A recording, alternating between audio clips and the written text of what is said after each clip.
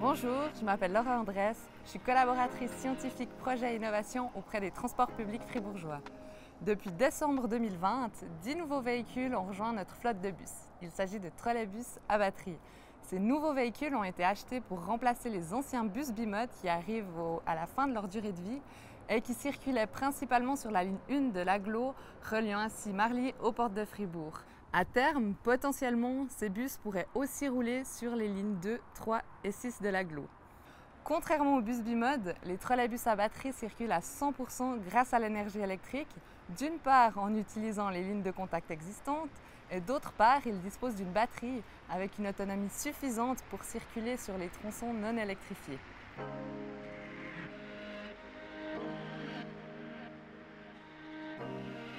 L'introduction de ces trolleybus à batterie permet une diminution de la pollution et du bruit en ville, également pour les zones sans ligne de contact.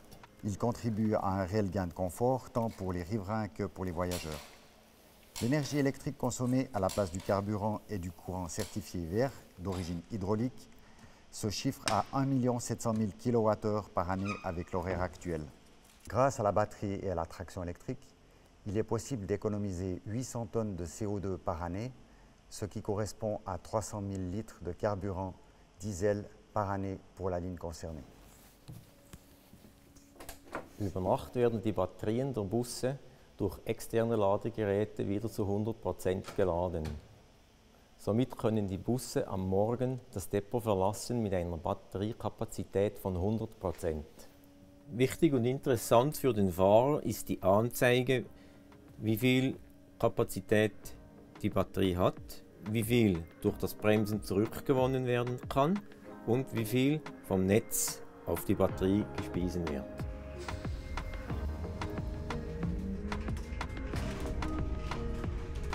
Le trolleybus est équipé d'une batterie avec une autonomie d'une vingtaine de kilomètres. Cela permet aux véhicules de se déplacer dans des zones dépourvues de lignes de contact aériennes, comme par exemple la ligne 1, depuis la porte de Mora en direction de Grange-Pac au terminus, dans un sens, et dans l'autre sens, depuis le front de Pérol en direction de Marly terminus. 72% des kilomètres sont effectués à l'aide de la batterie. Les 28% restants se font sous la ligne de contact au centre-ville de Fribourg.